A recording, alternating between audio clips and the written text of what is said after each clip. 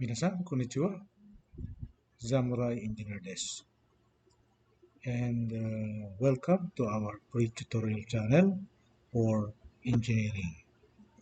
So let us continue with our discussion of the international residential codes. And last meeting, we are able to explain chapter 1, introduction, and other initial informations. Today, we will discuss the review of the final inspections. So if you are a building designer and a civil engineer, you are required to look up to this topic.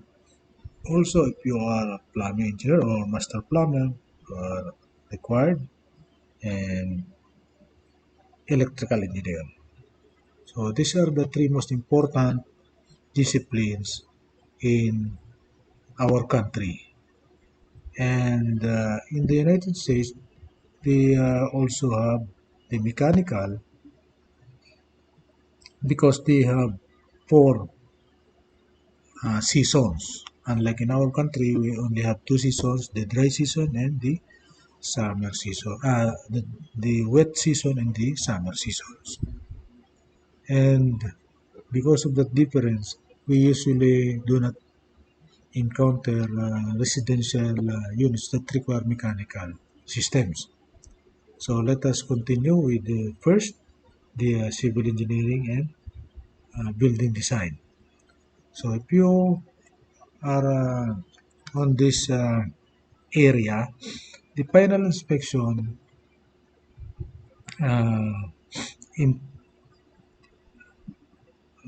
aspect would revolve on the following. You have to you have to be prepared for inspection regarding your concrete footings. So what about these concrete footings? Before there must be concrete pouring, you have to try coordinate the inspection about 3 days, 5 days, 7 days beforehand in order for the inspector to be able to schedule and for your project scheduling also to be able to coordinate properly. And the most important thing here is that you have to install, square, and level the forms. So because you are going to show them, and you have to add the required reinforcing bars if there are design steel bars on this plan. And additionally, from those you are seeing on the left side, you have also to show the footings and trenches, how deep and what is the size of this. You will notice that these are very different type of footings. The one on the left is the what we call wall footings or the line footings, while the one on the right is the isolated footings. And uh, you have to prepare that the footings will be inspected for uh, some engineering plan requirement. They already approve the engineering plan. So what they are going to do is double check and counter check on the engineering plan. If there are some modification in the construction that are not reflected in the engineering plan, those uh, inspector or building officials may request for the modification plan.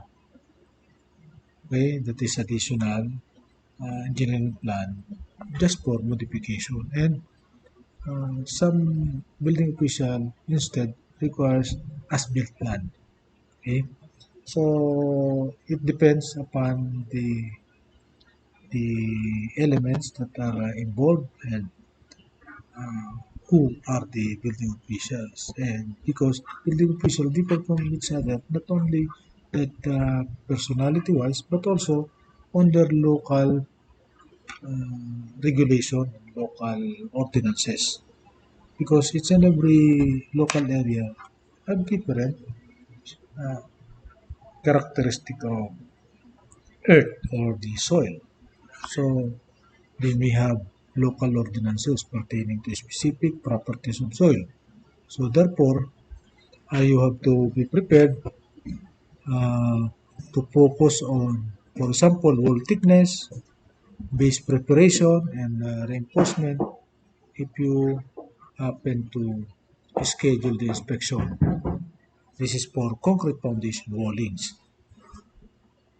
All the forms must be approved prior to the pouring of concrete.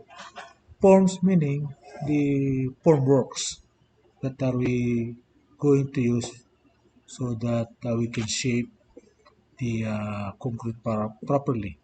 So we have to install square, straighten, plumb, and secure the wall forms and put the necessary steel bars.